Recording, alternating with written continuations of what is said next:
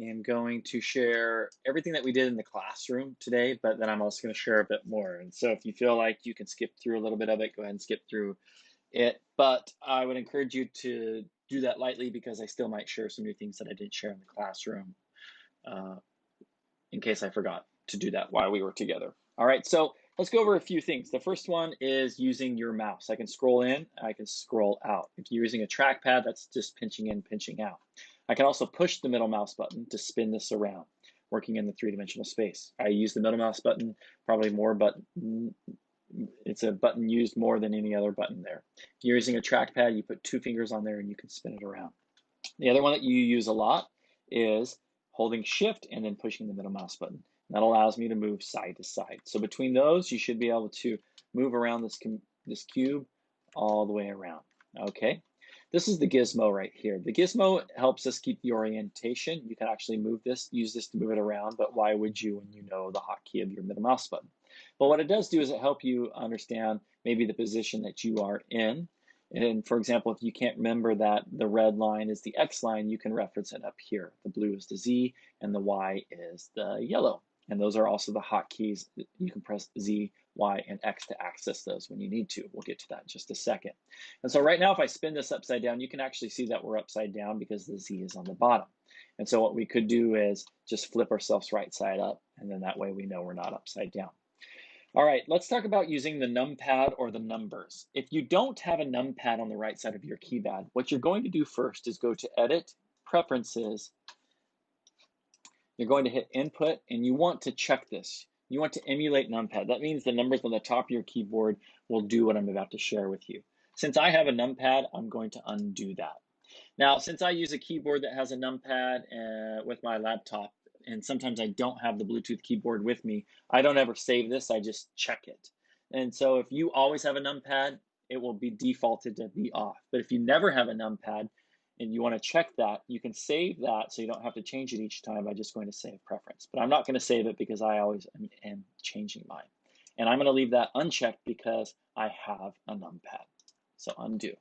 So remember, if you don't have a numpad, you'll make sure that that box is checked. So what we're going to do is, if you have a numpad, focus to the numpad. And if you don't, focus to where your numbers are. When I hit 1, go ahead and do that. It'll change this to your front view. And notice how this thing spins around as well. When I hit 3, that's the right side view. And when I hit 7, that's the top. So I'll hit 1. And when you hit a number and then you hit 9, it will do the opposite. So 1 and then 9 will be the back view. 7 and 9 will be the bottom view. And then, let's see, 3. So if I go to 1, 3 will be the right view, and the 9 will be the left view. 7 will be the top view. 9 will be the opposite view, right there, okay? So I can hit 1 to orient myself to the front, and then move mine to the angle so I can see all 3 sides. If you're wondering what this is the camera. And so if you hit 0, you'll go peek inside that camera. 0 will take you out of it, or any other number for that matter. This is the light right here, and we'll talk about the light at a later time, but all of the principles that we'll be applying to this, like moving it, etc., you can move the camera and you can move the light. But let's try and ignore these for right now. You'll notice when you're clicking these 3 options, you might notice that this is changing over here. And you can access by clicking each one of these by just selecting it over here. Sometimes when you have a million things on here, it's easiest to maybe just select it over here. So I have a cube, I have a light, I have a camera. I'm going to show you a few interface things that I enjoy. So I want you to click this filter option up here. Currently right now you can see that you have these eyeballs, which means that it hides the things on there. Okay, and I want to add a few more icons. So let's check this. We're going to have this selected, and we're going to have the camera selected. Okay, and I'll talk later on about the camera, but this one's handy because if I don't want the camera to move or be selected, I can do that. That means I can't select this camera whatsoever. All right, and so I like to have those there. We won't be using those a whole lot today, any of them for that matter, but I want you to get your interface set up. All right. What else can we talk about this? All right, let's do some things inside object mode. And I want to talk about object mode and edit mode here, and then we'll toy in object mode, and then we'll toy in edit mode. So here I'm in object or edit mode. Let's go back to object mode. And that's a bit annoying to have to move all the way over here to select it. And so I have a fancy hotkey. Tab will do that for me. So if I select the cube, take it into tab, I can then do some editing to it. If I select the light, I can take the light. Actually, you can't take the light into edit mode, but I can take this into edit mode and it will go in there. Okay, so we're going to stay in object mode for right now because it's important, and I'll tell you why in just a moment. I want to do some editing in object mode. One of the really only things that I can do in object mode is I can move this, or I can grab to move it. So the hotkey for this is G, grab, and so I can move this around. When I move this around, it kind of looks like I just placed it to the right a little bit. But what I did do is I not only placed it to the right, but I actually moved it up as well. And so the challenge is when you're working in this three-dimensional space, you might, unbeknownst to you, might have been moving things up and you didn't even know it. And so I'm going to hit Command Z to undo that. So I want you to practice hitting G and moving this around, hitting Command Z, and then hitting G, moving this around. But before you hit select to accept it, what I want you to do is right click it this time, and right click unaccepts whatever you were going to do. About 98% of the time. There's something with the extrude where it doesn't fully reset it, and I'll try to explain it a little bit later on down the road. So between the left button and the right button, those are handy. So again, G to move, right click to unaccept. All right, let's not get lost in our 3D space, and let's control it a little bit. I'm going to hit G, and I'm going to hit Z. You'll notice the blue line appeared. That means I can only move this up and down. And so that's one way we could control the three-dimensional space. Sometimes I like where it's positioned, left and right, back and forward, but I just need to move it up a little bit. So I'll hit G, and then I'll hit Z and move it up. And I'll hit right click to unaccept that. I'll hit G again, and then I'll hit X, and you'll notice it can only move on the X line. And staying in here, I can hit Y, and it will only move on the Y line.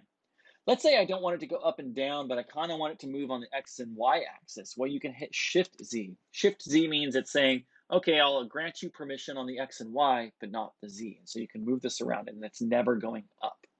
I can hit Shift X, and it's the same idea. It's only going up and then on this Y axis. And so even though it might look like it's going backwards into it, I promise you it's not. It just went up, and it's lined up perfectly with that Y axis. Okay, so those are handy tools. I'm going to hit Command Z to reset that. So some of the three tools that you use the most is the middle mouse button, and then the left and right click, of course. The tab to take you into the edit mode and object mode, and the Command Z. You do those all the time. Undo for Command Z. To redo is Command Shift Z. All right, let's talk about object edit mode and this little dot inside. What this cube is called a mesh.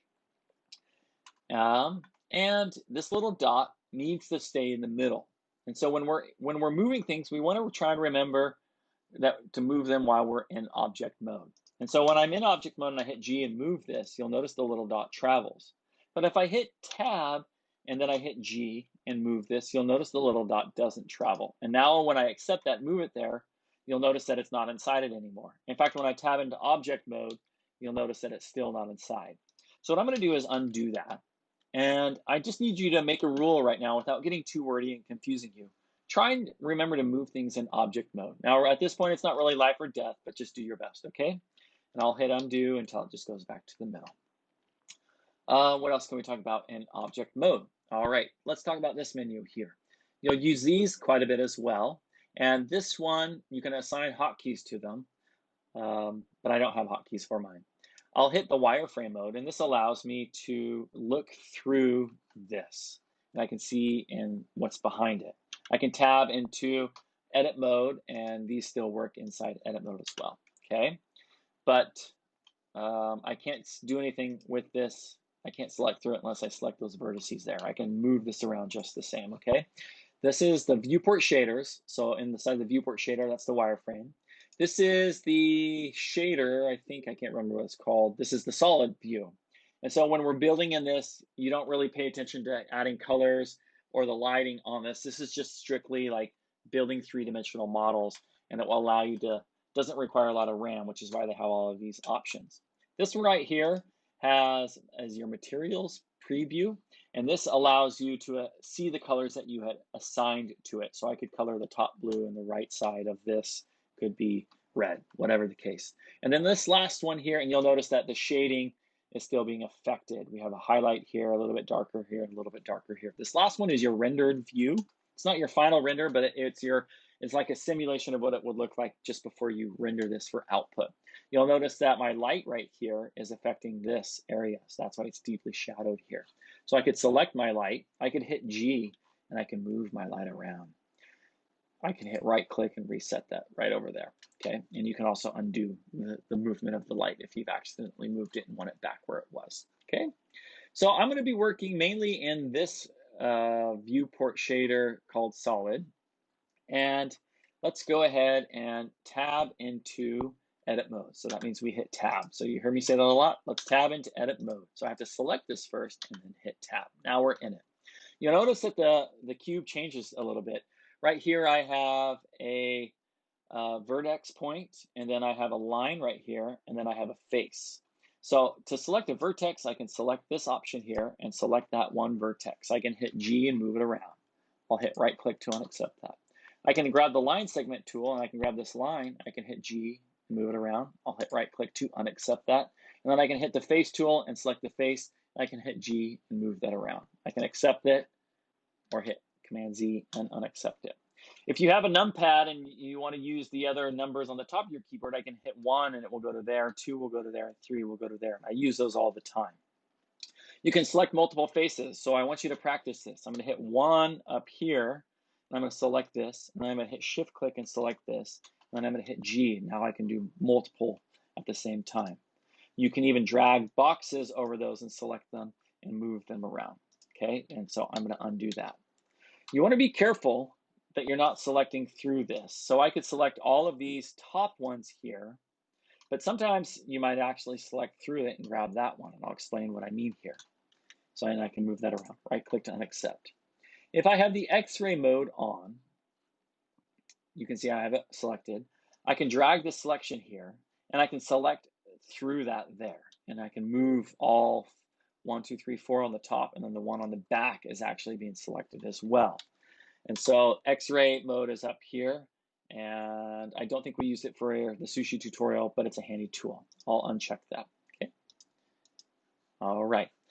I'm gonna stay in this setting, this viewport setting here, the solid viewport. I keep forgetting what it's called.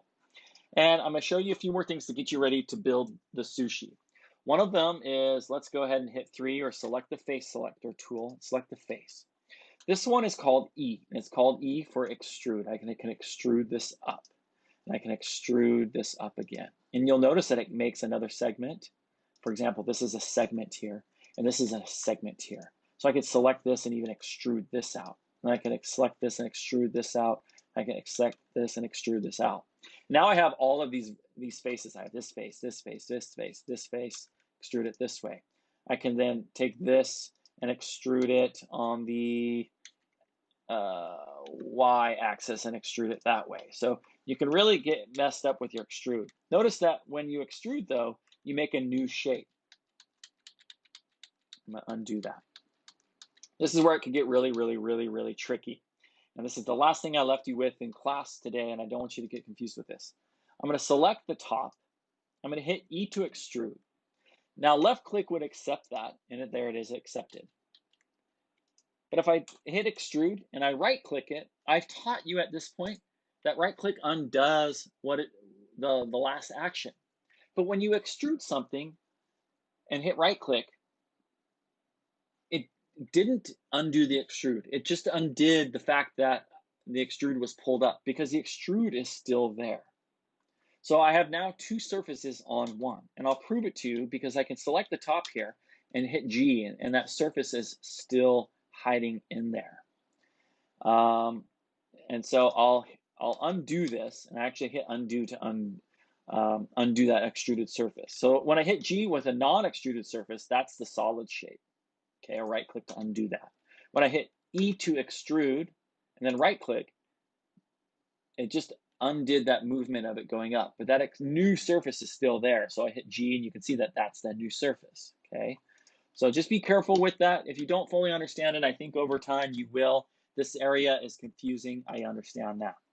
So let's do a few things to get you acquainted with the sushi tool, and then I want you to direct your attention to that. So I'm going to select the face tool. I'm going to grab the inset tool, which is I, and that's going to allow me to drag this in. And then now I can extrude this. I'm going to extrude it down because my low poly sushi, this is going to be the seaweed wrap, and on the inside, it's going to be the rice. All right, with that face selected again, I can extrude, or I want to do an inset, so I'll hit I and inset that again. And I want to extrude this up like this. Now, this is not our sushi tutorial. I just want to show a few more things. Notice how this edge right here has a really sharp right angle edge. I can soften that up with what's called a bevel. And that means I hit with the segments selected, and I need to select all of these segments by hitting Shift to select them all. That's kind of annoying to go all the way around. So there's a real fast way to do it. I can drag a box over that, and that selected them. Be careful because sometimes it might select maybe this one. So what I could do is select this, and I can hold Alt, or I apologize, I can hold Alt or Option. No, that's not it.